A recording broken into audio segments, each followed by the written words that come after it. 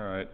The agenda for the City of Clear Lake Shores City Council regular meeting, June 16, 2020 at 6:32, calling to order.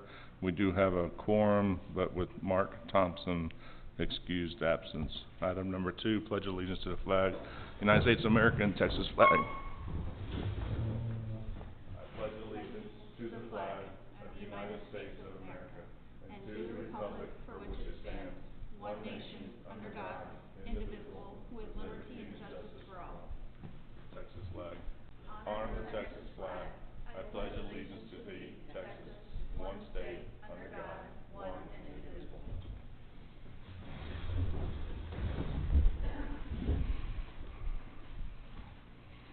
All right, item number 3, reports from council.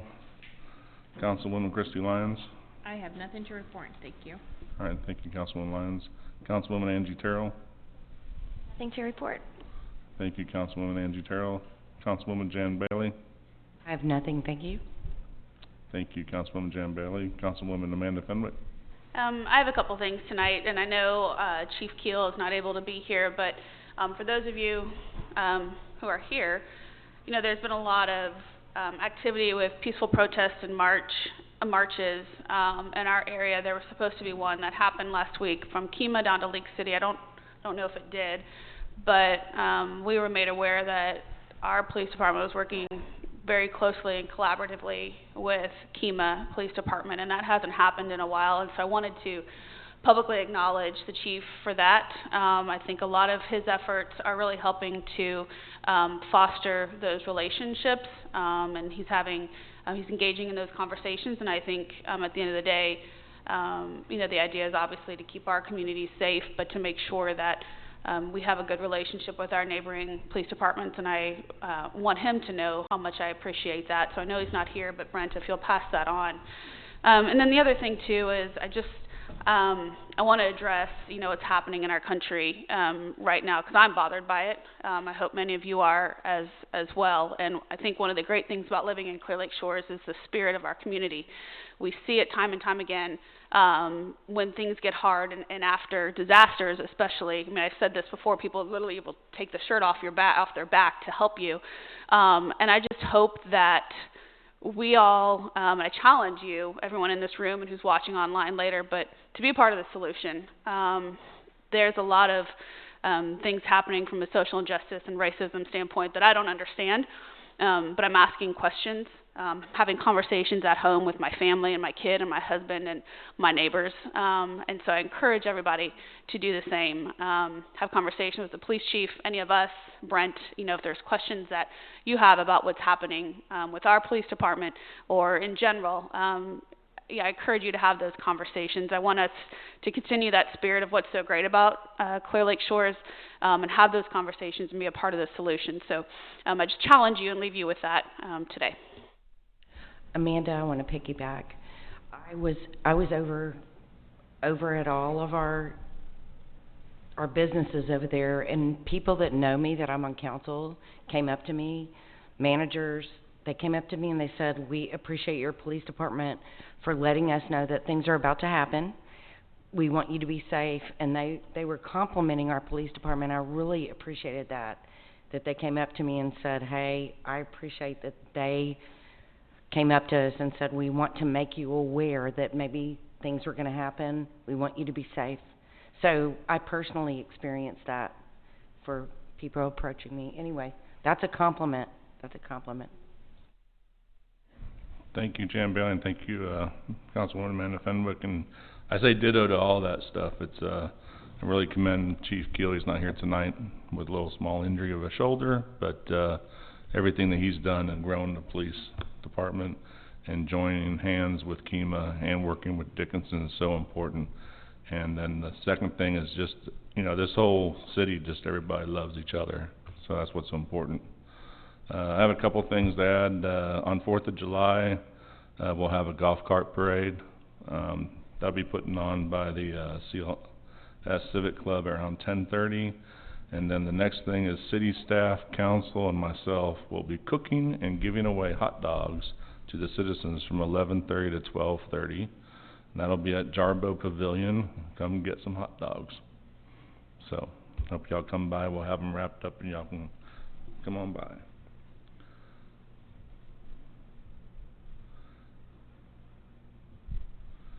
Alright, next is, staff reports. Police Chief Keel is absent. Alright, building official Kevin Harrell, please. Thank you, Mayor and Council. As you can see my report, we issued 16 permits in the last 2 weeks. Most of those permits were minor, 13 of them. I did issue a new permit for 815 Grove. The home was demolished last week. Speak up in the mic, please. Can you not? Yeah. Hello? Better. Okay. All right. 815 Grove. The home was demoed last week. They have already started on construction, and they're on a framing stage right now. 819 Cedar. They have brought in a few loads of fill, and they will be starting on their piles here very soon. 210 East Shore will be demoed. It is a small one-bedroom shack on East Shore. Very hard to see. You could drive over that and wouldn't even notice it. The owners of that, the owners of that house live in the home directly north. They will demo the small house and add on to their existing home. It's gone already.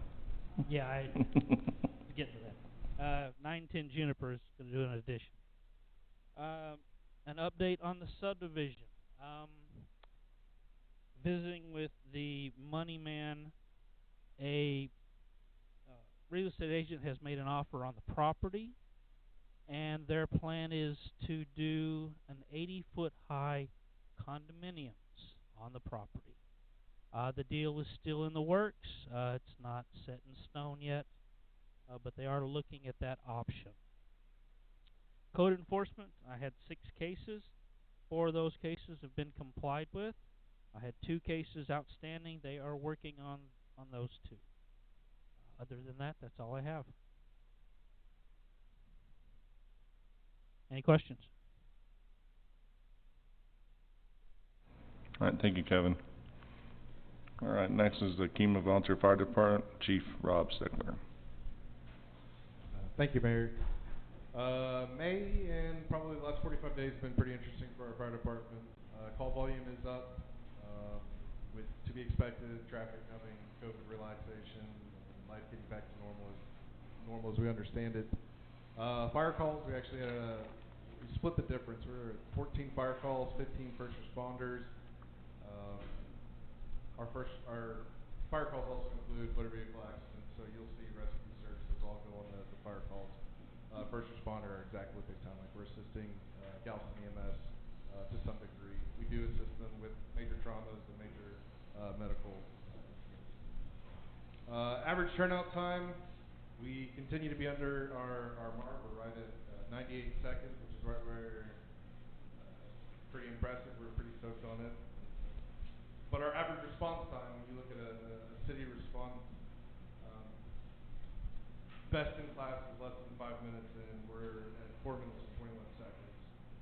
So we're still hitting below our 5-minute mark, which is a pretty good uptick from where we were about 18 months ago with about a 9-minute response. I don't know where they got these 20-minute response time that everybody's seen all over Facebook. That's wildly inaccurate, trying to come up with some funny numbers. But we are averaging over the last 3 months a less than 5-minute response time. So that's something as we get ready for we're getting ready to go through our ISO audit, which is the basic fire department fire code on how they view that we're protecting the city. Those are the kind of times that help out lowering numbers. Those numbers get lower. Those in turn lower your insurance premiums. So it's always something that if we can provide, that's one of the services that's helpful. COVID-19, we follow it pretty closely. We still maintain with the Texas Department of State Health Services. I know you guys are seeing the news, seeing the trends. Just continue to practice social distancing, all the things that we're being preached to. Just be cautious, be aware. We did activate our hurricane storm prep. We were not at the last meeting, and for those Clear Lake Shores residents who saw the fire chief and assistant fire chief doing donuts in the middle of the channel, we fixed the boat. It's working properly. That's why we went out and tested the boat. It was pretty comical. In fact, Clear Lake Shores PD came over and was on the PA system. It was funny. I'll give them that. They got us. That, and then the Kima PD moving into our fire station for 2.5 days. Then Mark Henson and Walter taking pictures going, oh, look what we did. We stole their time. No, wanted to be firemen so bad. So our equipment's working. Training prop is up. Rolling on it. Hopefully, recruitment tool. Big focus is push. And we were just, Mayor and I were just talking. It's something that is heavy on me. The recruitment and strategy almost always ignoring this side of the road, and really I've got Summerbrook Apartments, I've got Clear Lake Shores, so expanding our volunteer reach and seeing what we can get. We do have 2 new applicants that look promising. We did unfortunately leave their jobs and have relocated and moved. So it did strike a little close to home for us. We pretty good response. Not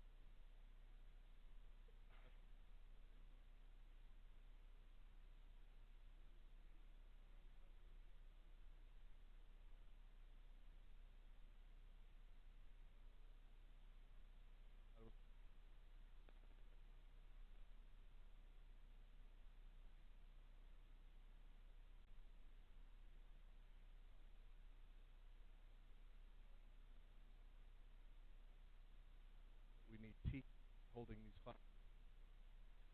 These organizations teach and train my people.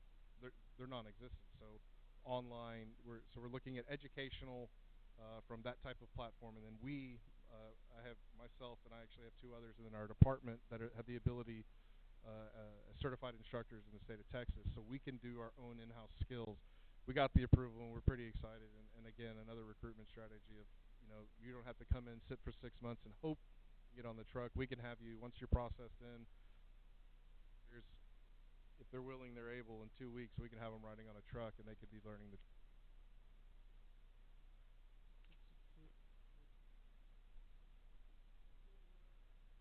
Last meeting I was here, we talked about getting the clearance. We got the approval. Well, we ordered them 2 days later while we still had the green light. So struck on that. I've got some great new equipment coming for our firefighters. Brand new packs, state of the art, high technology stuff. I'm pretty excited. And they won't even let me wear them. I'm not even allowed to go in them anymore. Did get a brand new air compressor system. A group from Citizens Smart give us evaluation in line with what really the ultimate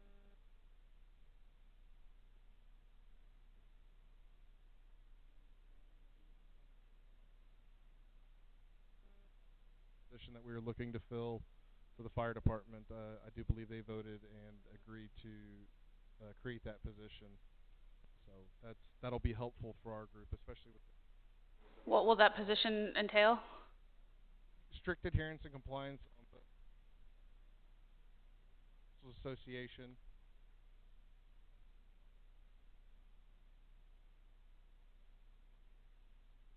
First responder organization. And then on the NFPA 1721 compliance side, it's a law we have to do since we've adopted that part of the charter.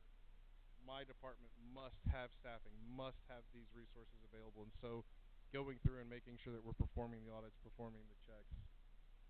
And I've got a very, very, very attentive assistant chief, and he's very good at what he does. So Quick question. Yes. We got the 14 packs, right? But you said last month they're going to come in 6 months. When do you think they're going to be there? I'm actually expecting them in later this week. I know, that's what I said too.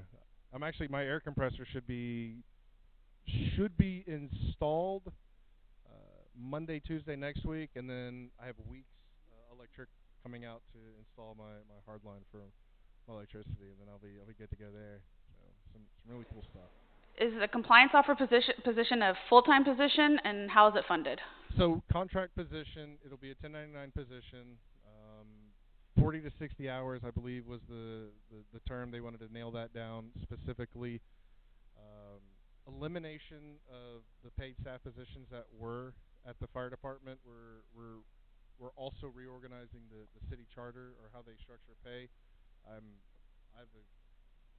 not taking any money from FEMA Fire Department. I've asked not to, and so I've asked that we look at other ways to spread that wealth, so to speak. We do have a need for somebody to handle those items for the most of the day-to-day operations. It's very administrative heavy, and so that's really what it looks like. Instead of having a secretary, fire marshal in that position, losing all three of those salary positions and rolling it into a compliance officer.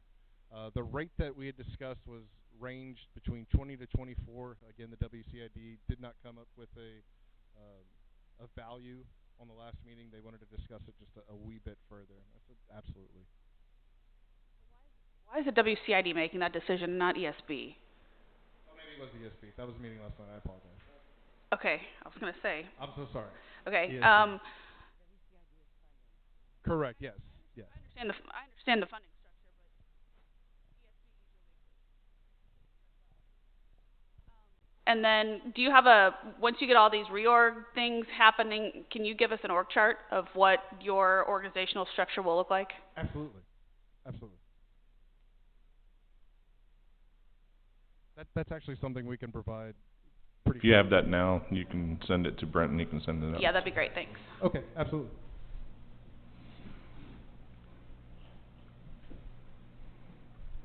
Other excitement we've had over the last 2 weeks, we had, I don't know if anybody's aware, there was I understand this is not what it was, but a bomb scare off of 4th between Bradford and Kipp in a parking lot. A cooler that wasn't there 20 minutes ago. Somebody walked by, saw a duct tape cooler, had a little panic, so we called Leak City, and we babysat that for a few hours, and then determined it was crawfish, which we were really close. I had fish guts, so I feel like that's a win for me. It was crawfish, so that was good. And then, obviously, we had a very unfortunate accident right outside the mouth of the Kemah Channel. A fisherman ended up ultimately losing his life. We did find him yesterday evening. But also during that same time frame, while that was occurring, we ended up having 3 other boat rescues. Had a boat capsize in front of the Endeavor. Had another sailboat have distress. I believe their mast actually fell completely off, if I remember correctly. And then another boat rescue that we ultimately had to send other departments to. It was very busy on the water. After speaking with the Coast Guard, and this being a coastal community, and so we're going to get a lot of people coming in, the family activity stuff is really hot and heavy on the water. People are looking for things to do. They can't go to everyday things that were so normal.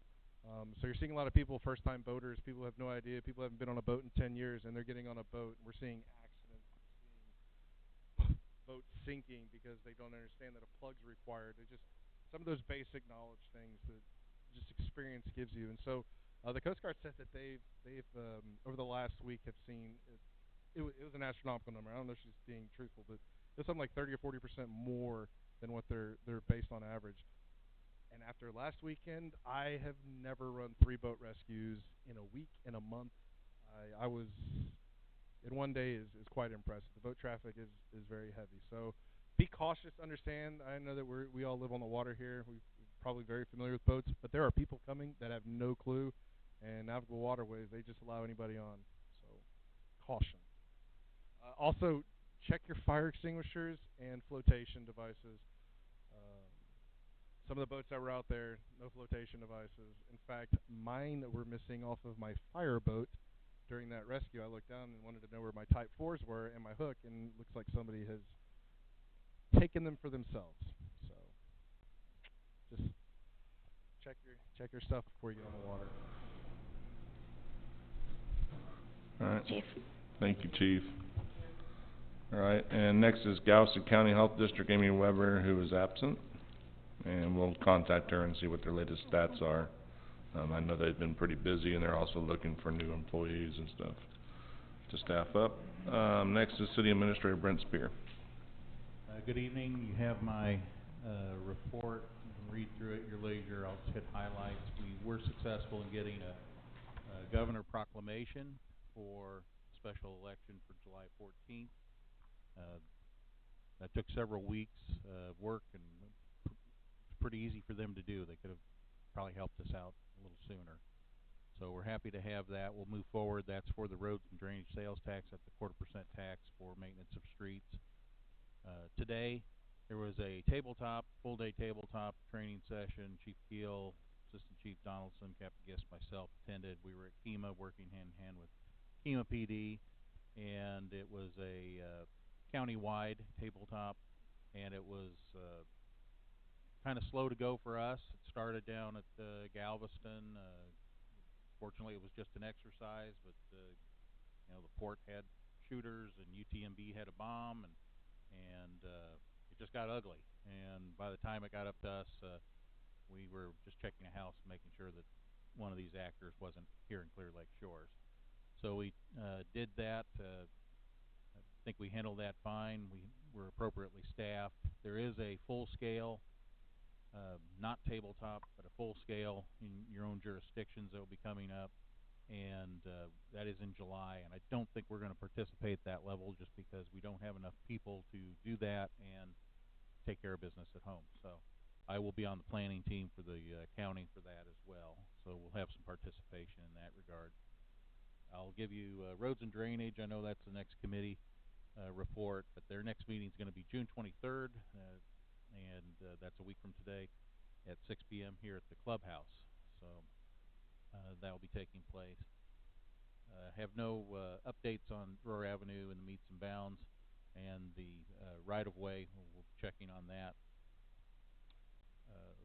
Fire Marshal has been active, and we should have shirts and ID cards this week, so they'll be outfitted appropriately.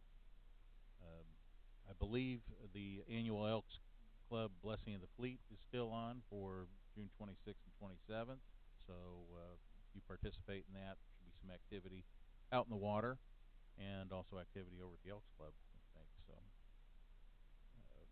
we'll be working on a memorandum of agreement for use of city facilities for the Civic Club and the Yacht Club, and I'll be working on that in conjunction with the mayor, and I think everything else has been hit as far as the highlights.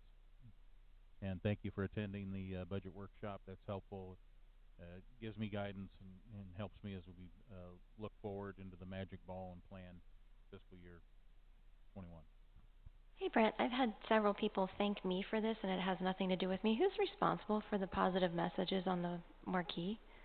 That actually came from our mayor, and we've been cycling those messages and adding to them. So, Kurt, nice thank to you. know. The citizens are coming to me to thank me, and it's not me. Well, if so you have anything to thank add, you. because we're getting we're running out. low on new thoughts, send them to Brent, and we'll get them up there for 2 or 3 days.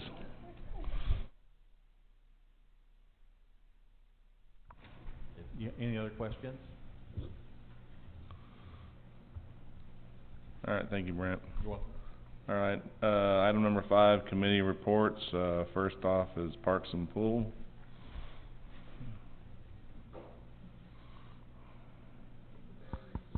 Ms. Chris.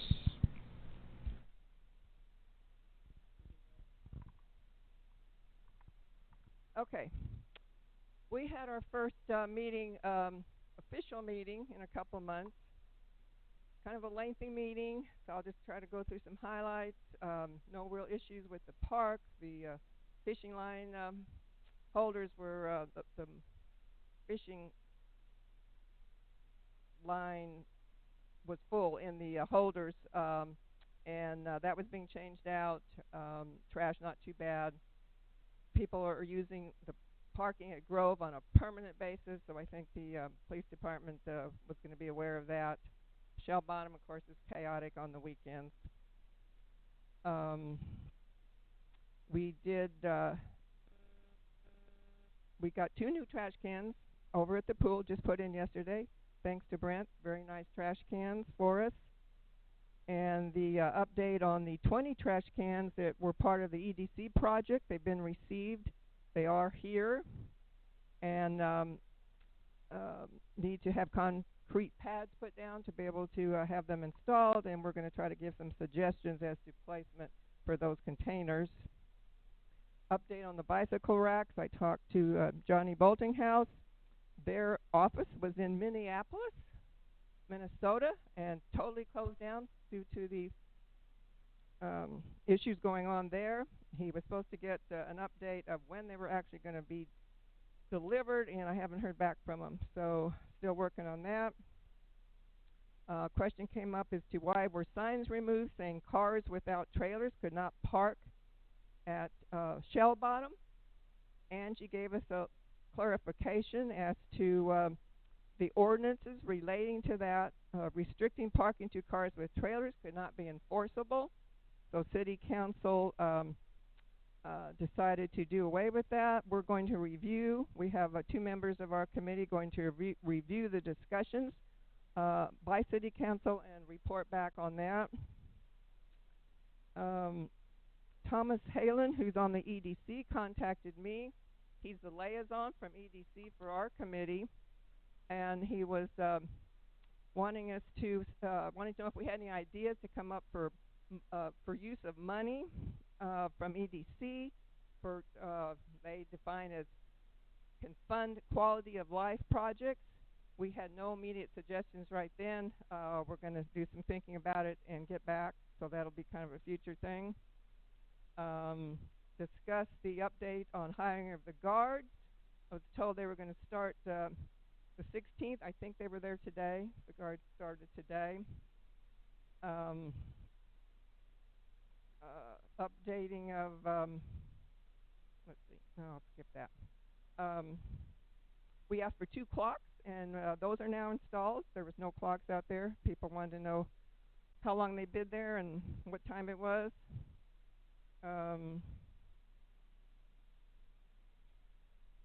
We did discuss a conflict in the rules regarding to children under 12. It was rules 1A and 2. There was a conflict in the wording regarding to when lifeguards are there and not there, as to needing children under 12 needing a parent or guardian or a competent adult. So we just changed some wording on that so there's not the conflict. We updated pool restrictions. It's gone to 50% occupancy. Members can bring their own chairs. The furniture there is still sealed off.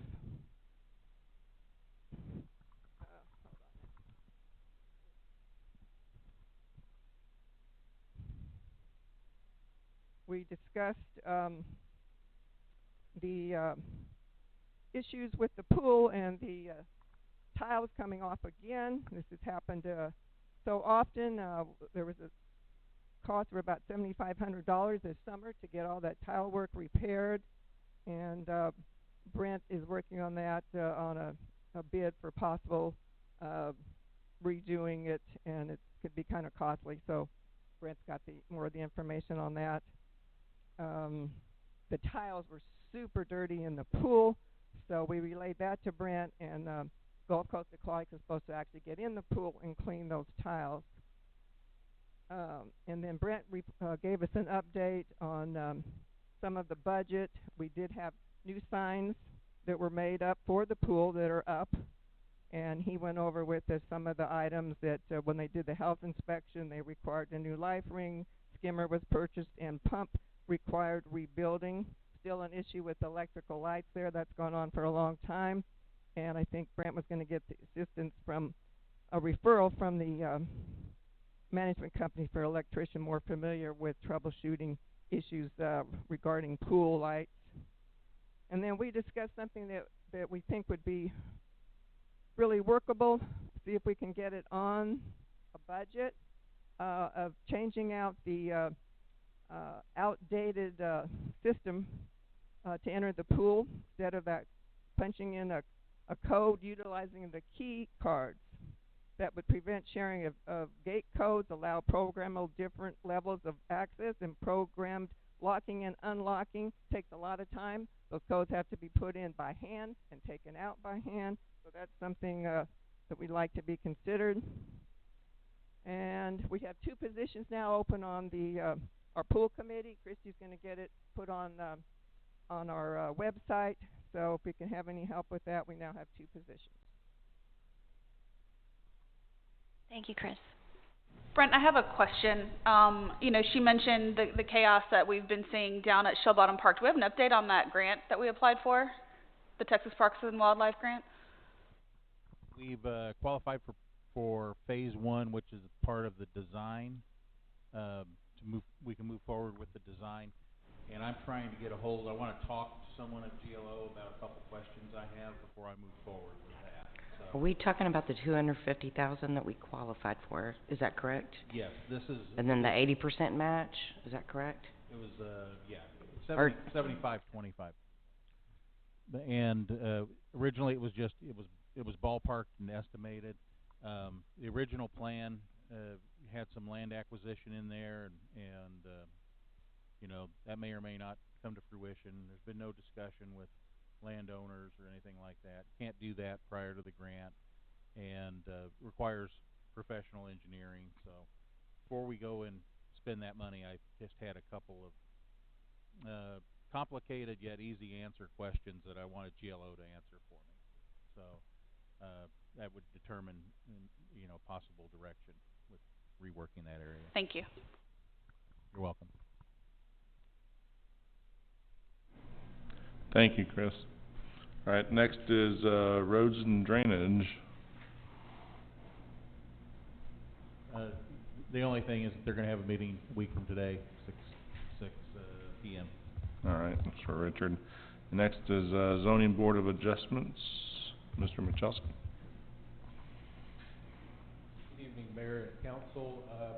Zoning Board of Adjustments will have a meeting coming up on the 29th of June, be at 7 p.m. here.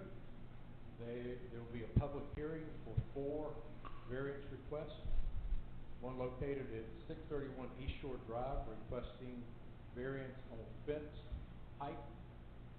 There'll be one for 912 Birch concerning minimum yards. I believe they're going to put in a deck. There's also a request for 213 Narcissus for uses. This one, I believe they're wanting to park a boat and truck have a covered place or vacant lot. And the last one we have today is 1014 Ivy Road. Again, they're requesting variance on minimum yards, which again, I believe is a deck and access fence. That's the last meeting we had was back on May 13th. That's all I have to report. If you have any questions. That meeting's here, correct? Yes. Okay. In this room at 7 p.m. and Kevin is always in attendance. Okay, thanks. Yep. You have planning and zoning. P&Z, I don't think we've had a meeting. No meetings are good meetings. Thank you, Patrick. My book. All right, and waterfronts compliance, I don't see Doug Roberts here. Where are they on the dock box issue that we tossed back to them? They had 60 days to work it, so he's off working. He did send an email to be put into the Islander, and I don't know if you want to address what the city's working. Yeah, with the waterfront compliance, we conducted some. We're trying to be a little bit more proactive and assist them, but Kevin conducted inspections of the waterfront leases. We identified things that were incongruent with the agreement, and we're addressing, we've kicked this, just going out and inspecting things, word gets around and people start taking care of things. So what's on that original spreadsheet that I'd sent to Mark Thompson to get to the waterfront compliance so they can look at it. Things have already changed, but the things that we're addressing primarily are safety issues like bulkheads that are washed out. They need to be remedied so that they're not washing out and creating a hazard. The other thing is furniture needs to be tethered, single point of contact, whether that's to their dock or to you know, a screw-in type thing that goes into the ground. Prevent that from becoming projectile, going around and creating more damage. And then the other things that are addressed, because it is considered parkland, is open fires and grills. And so fire pits, we identified those. They probably, and they should be removed. I have the ability to okay an open fire, but only in Jarbo with proper notice, and it doesn't carry over to every park. So fire pits and then the barbecue grills, we have a few, maybe two that are out there right now. They can be used on a waterfront, and just as they could be used in a park, however, they can't be stored there. So they can use them, and then they have to be removed. So we're addressing those things. But specifically about the dock boxes, that Doug has that action. Mark Yeah, is working with them, and they're setting up a meeting. I've actually pushed for a meeting to talk to that group. Okay. And what about the issue of rocks and other structures that are close up to the roadway? Is that being addressed as well? I'm talking specifically about waterfront properties. We haven't addressed that without getting out and measuring it, but based on our drive-by, that appears that they're very close to being in compliance. If they have to be moved, it's minimal movement. So. Yeah, 8 feet off the roadway. Or 6 feet, sorry, 6 feet. Kevin did measure them on the inspection, so he's identified what. So that's on the list of things that we're helping the committee with to address with those waterfront leaseholders. Okay, thanks. And the plan is not to send out citations, but to send notices in their billing letter to let folks know Yeah, that's a little fair. bit more. We've been a little bit lax in our Right. in how we manage and handle that, so I think that's fair to start with. And we want to engage waterfront compliance, so trying to support their efforts as well, so that neighbors can communicate with neighbors. Now where was I? All right, item number 6 is Civic Club. Use the mic, please.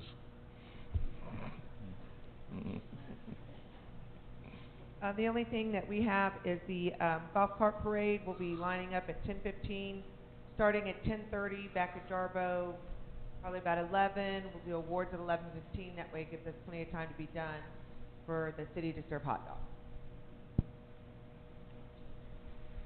All right, thank you, Teresa. And then next, item 7, Economic Development Corporation. Nobody. Just an update, they're working on their projects and moving forward. There's been no definite, they're addressing lighting and landscaping, but we're still talking. Also, what they have moved forward with is a advertising campaign to help support businesses in Clear Lake Shores, and that will be rolled out, I believe, through the Islander and also through Galveston newspaper, if I'm correct. It's also been posted to our social media, and we're pushing that out. But it's a very nice, concise piece, and hopefully will give people, when they want to go out to dinner and they don't know where they want to go, if they see that, maybe it prompts them to come here or get their boat fixed or their haircut. So. Are we doing that in-house, or are they using an agency? We did that in-house. Adri did the design. All right. Thank you. Item number 8, public comments. At this time, any person with city-related business may speak to the council in compliance with the Texas Open Meeting Act. The city council may not deliberate. Comments from the public should be limited to a maximum of 3 minutes per individual. I open the floor for any public comments at this time.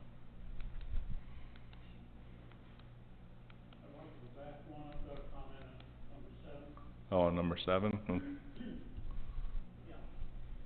You'd use the microphone, please.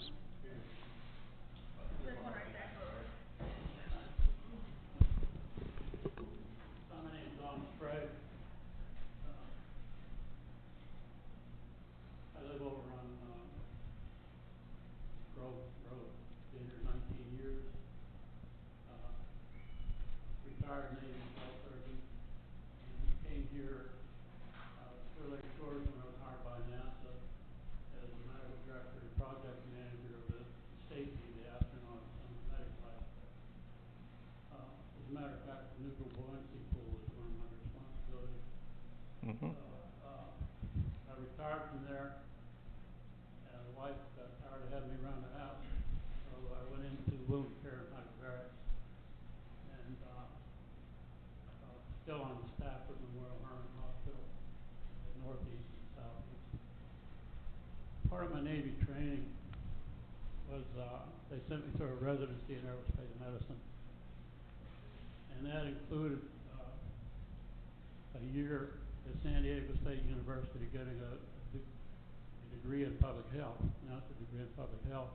I had to write a thesis, and the thesis I wrote was on the effects of organophosphate pesticides on health. And malathion is an organophosphate pesticide. Now, in 19 years, the only time I've been able to get here is today. You know, I never had the time, had the interest. The only time I've been able to find out what was going on with the government was through the island. And a month or so ago, I noticed that an item came up that was passed, having to do with Galveston County doing spraying for mosquitoes.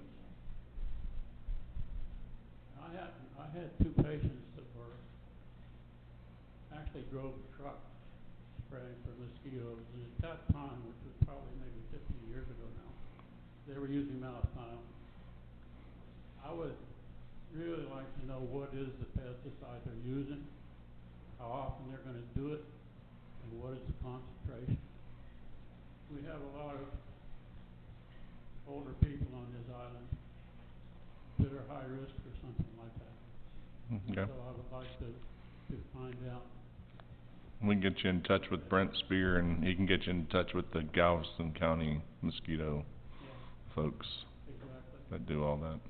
That's all I got, and I really appreciate the opportunity, and I'll be here more often now that I have the time. Local government is fascinating. Thank you for all the effort you all are putting into this. Thank you, and thank you for your service. Yep, thank you for your service, and come out and see us at the NBL sometime. All right, any public comment this time? Other? Yes.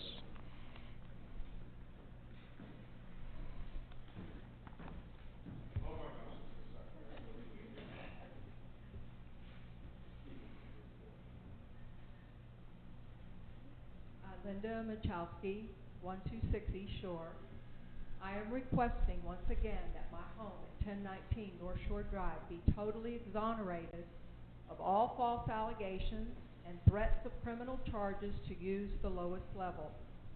I am asking for reimbursement of all my monies that have been drained from my 401k, defending my home and property from those who had ill intent but had an official title within the city. I am left in harm's way today because of the city's neglect to take right action and protect me. I have pleaded for help over the years numerous times, and the city has failed to hear my pleas and act in my behalf. I ask for exoneration and reimbursement. I am totally innocent with the build of my home. If an official wants a water view, then he should buy a waterfront lot.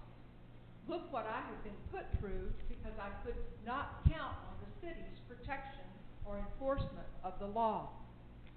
Covering over for wrongdoing by the city has led to threats, assaults against my life, my property, my homes, my faith, my career, how I make a living. I have been slandered horrifically, and I have never felt so gang assaulted, almost to the point of feeling like I've been gang raped by the officials in Clear Lake Shores, as I feel today standing I think you need to stop on accusing, making accusations.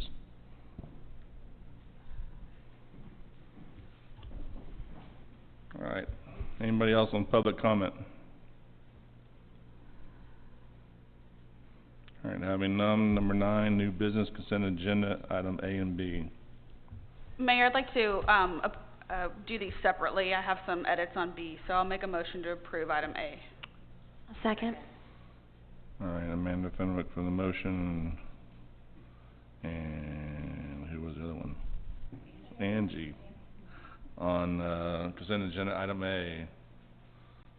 All in favor? Aye. Aye. Any opposed? Nay? None? Motion passed. Item B, discussion. Sorry, there- Amanda, the same, right? What's that?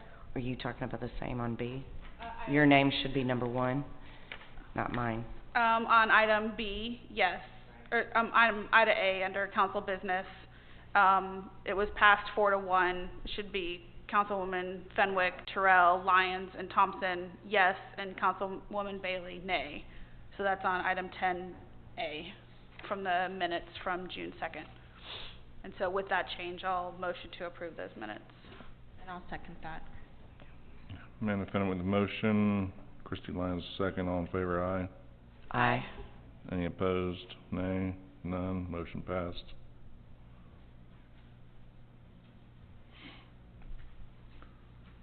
Alright, and item number 10, council business discussion and possible action may be taken on the following items. Item A, resolution 2020-05, a resolution of the City of Clear Lake Shores, Texas, providing that a special election be held on July 14th, 2020 for the purpose of submitting to the qualified voters of the city a proposition to reauthorize a 1/4 of 1% sales and use tax pursuant to Texas Tax Code Section 327.007 to continue to provide revenue for the maintenance and repair of municipal streets. Make a motion to approve resolution 2020-05 as written. I'll second. Angie Terrell made a motion, Jan Bailey second. Any discussion? I just have a quick question for Brent and possibly, and maybe Audrey. Just want to make sure we're going to do some, I know we can't say vote for or against this, but we can put an informational campaign out. I just want to make sure, because there's a lot of people who don't know what this 1/4% of sales tax goes to. So if we can just at least think about having some sort of informational campaign that goes out, social, Blackboard Connect, Islander, all the above, just to help citizens understand. Certainly, we can tell them where tax money comes from and where it goes. Well, it's not an additional tax, that's what, I mean, it's already there, so that's Right. what Right. go out. We should It's do not the like- education side of it, Yeah, an educational campaign, Yes. information campaign. Thing? not on the text message, but on the regular Connect, Right. the social media. No, can they get in the Islander? Miss Islander? July Islander.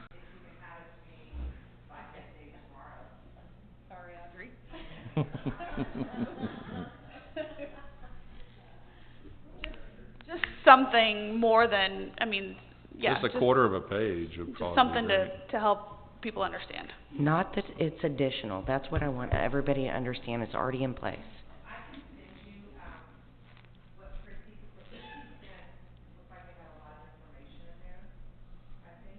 That's right, yes, Christie already sent her something of what is going in the public notice, and, the city I should... mean, I just think Audrey and Brent can work on whatever that needs to look like for the Islander.